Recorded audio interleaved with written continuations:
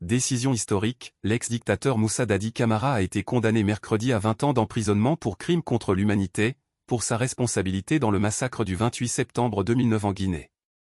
Réagissant à la condamnation aujourd'hui de 8 personnes pour crimes contre l'humanité notamment à la suite du meurtre d'au moins 156 personnes, et des viols et violences sexuelles infligées à au moins 109 filles et femmes le 28 septembre 2009 et les jours suivants à Conakry, Samira Daoud, directrice régionale d'Amnesty International pour l'Afrique de l'Ouest et l'Afrique centrale, a déclaré.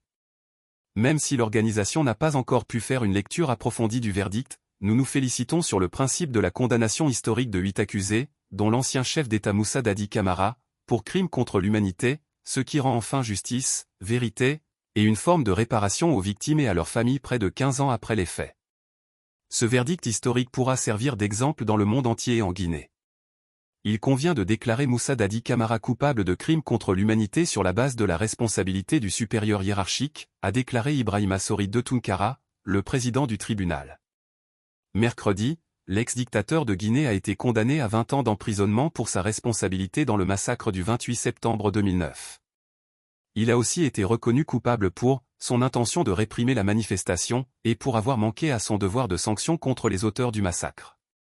7 autres accusés ont aussi été condamnés à des peines s'élevant jusqu'à la prison à perpétuité à l'issue d'un procès historique qui a duré près de 2 ans.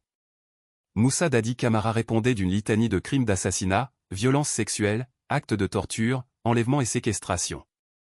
Il encourait la perpétuité. Ses avocats ont annoncé jeudi faire appel de la décision. 156 personnes tuées, 109 femmes violées. Le 28 septembre 2009, au moins 156 personnes ont été tuées, par balle, au couteau, à la machette ou à la baïonnette, et des centaines blessés, dans la répression d'un rassemblement de l'opposition dans un stade de Conakry et ses environs, selon le rapport d'une commission d'enquête internationale mandatée par l'ONU.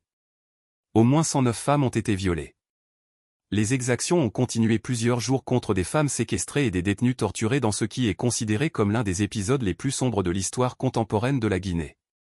Et les chiffres réels sont probablement plus élevés. Réparation pour les victimes. Dans la salle du tribunal de Conakry où les forces de sécurité avaient été déployées massivement, 10 des 12 accusés étaient présents à la lecture du verdict, dont l'ex-chef de la junte, en boubou jaune et vert, qui est resté impassible à l'annonce de la décision. Le tribunal a décidé de requalifier les faits en crime contre l'humanité après la saisine en ce sens des avocats des victimes pendant le procès.